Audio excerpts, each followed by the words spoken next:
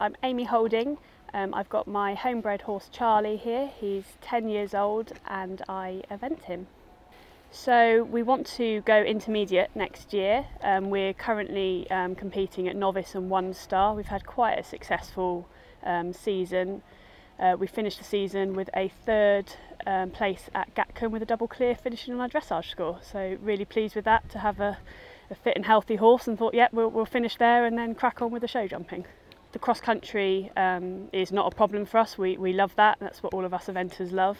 So I go out, compete, and I work on what I need to work on in my lessons with Mia. I try and take that out into the ring over the winter, so that then when I come out in the spring for the eventing again, I can crack on and hopefully get the clear round in the show jumping as well as the cross country.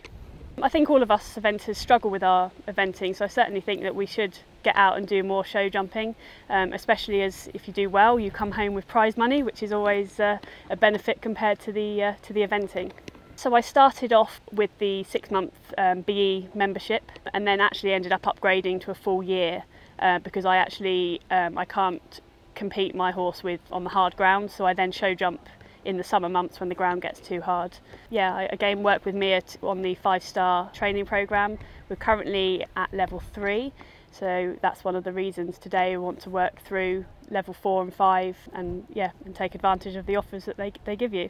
Once you've completed your 3-star, you get 6 months rider membership, which is obviously great. And then once you've completed your 4-star, you get some NAF products. And then your 5-star, you get more NAF products and a whole year free rider membership. What do I want to get out today? I want to just put into practice what I've been doing out eventing.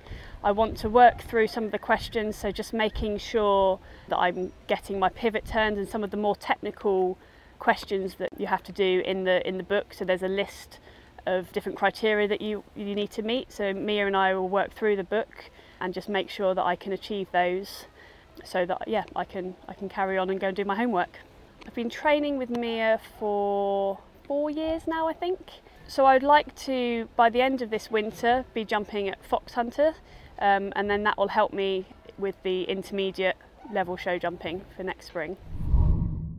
Yeah, I've taught Amy for 2 or 3 years and been working with her really quite interestingly through the levels with this horse.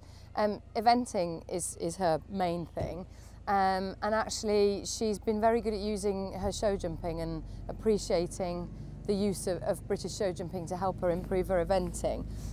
She stepped up to intermediate eventing this year, and we've moved the horse up into newcomers, and she wants to continue to progress with that. She's very open to technical input, and really understands the value of a good show jumping round. Amy's horse Charles is one that she's bred herself, so she actually evented his mother, so she really does know him very, very well. On the whole, that's a good thing. Sometimes it makes her a little too close to him, but they have a very good relationship. They have a very understanding relationship. I'm going to be focusing today on, as always, the quality of her pace, the ability to stay balanced to a fence, and actually allow Charles to jump his fences. I'm going to take a good look at Charles as well, having come out towards the end of an eventing season now, and starting to go indoors for her show jumping, to focus on her show jumping. I'd like to see today where he's at the end of his eventing season, because we need to change slightly the training. We might need to change the homework we set slightly to achieve her show jumping goals. With the eventers, the most common issue I find is that they are coming out of a dressage arena to go show jumping. Normally their favourite thing is the cross country, so they're not worried about that in any way, shape or form, but they come out of the dressage arena a little backwards.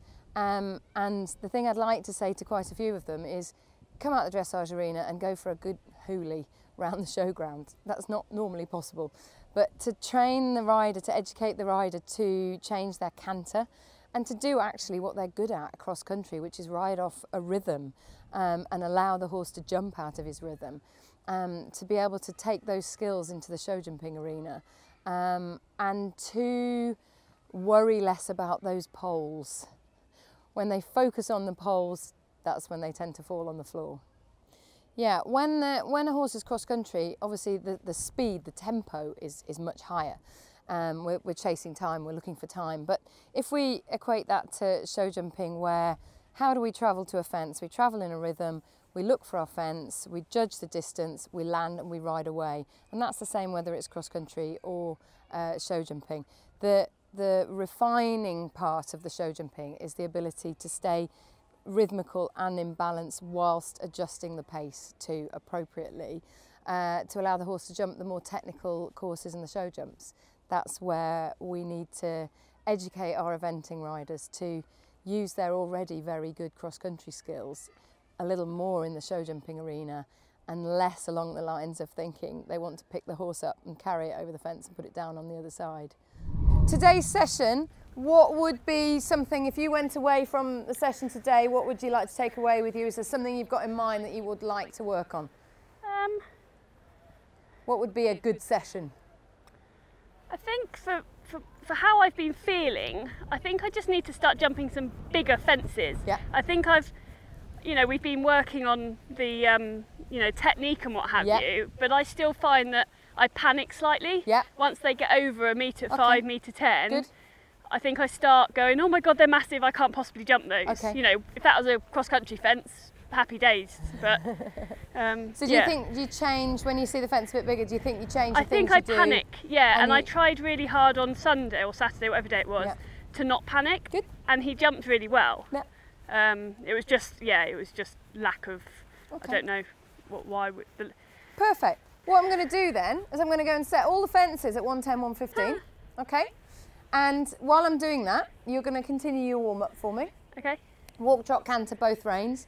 There's a channel of poles over there. I'm just going to move them in again a little bit. I'd like you to make sure that you've got all of your lateral work buttons tuned up, if you like. Make sure that you've got all of the things that you're going to need while you're jumping. So what would they be? What's important to you? So I find with him the leg yield in the canter leg really yield helps. In the canter really good. Okay, perfect. So with that channel, and we've looked at this earlier, and it's very good. I can see very well what you do. I can stand behind you. It's great. So you can start on the edge, bring them in through the channel, move them back again. Yep. Yeah. So that's a very good opportunity to do that there. So around the edge of the poles. Yeah. So you start at the edge of the arena. Leg yield in, ride through your poles, leg right yield through back. them, okay, yep. Do you see what I mean? Yeah, yeah. Yeah? So actually it's an ideal scenario there. And you're going to move them in. I'm going to bring them in a little bit line. so they're on the 3/4 line, yeah. Okay. I just moved them out for the novice horse earlier. What else is important to you, buttons wise?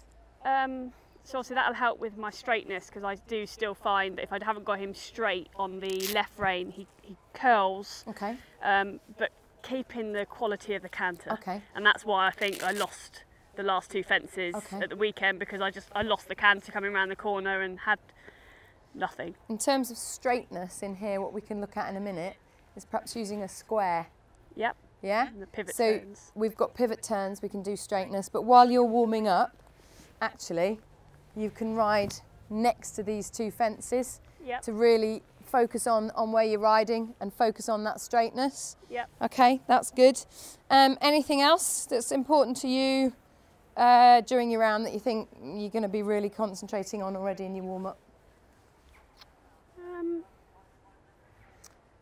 I've got one for you, even if you haven't got one. Go on then. Quality of pace. Yeah. Yeah? And the thing I'd like to do, what I'm going to do is I am going to get 2 extra poles and I'm going to put them across the turn here. Okay, and I'm going to set a distance in between them so that we know we're going to go over the pole. We're going to set it at 18 yards basically. We're going to have 4 strides, so that we know we've got quality of pace through our turns. All right? Yep. So you just give me a minute to set that up. Is that all right? Yeah, yeah, it's fine. Good, good girl. Does that look all right on that curve? Yep. Does that look rideable? Yeah. Good. Think about which side you might prefer. If you feel just looking at that.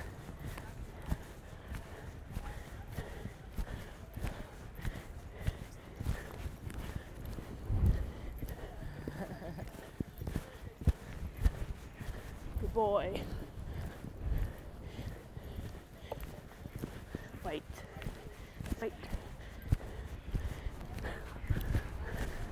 Very good. Use your channel, Amy.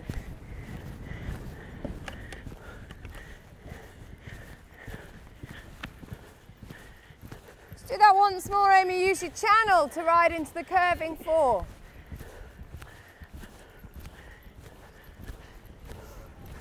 So you're a little bit stricter with your accuracy.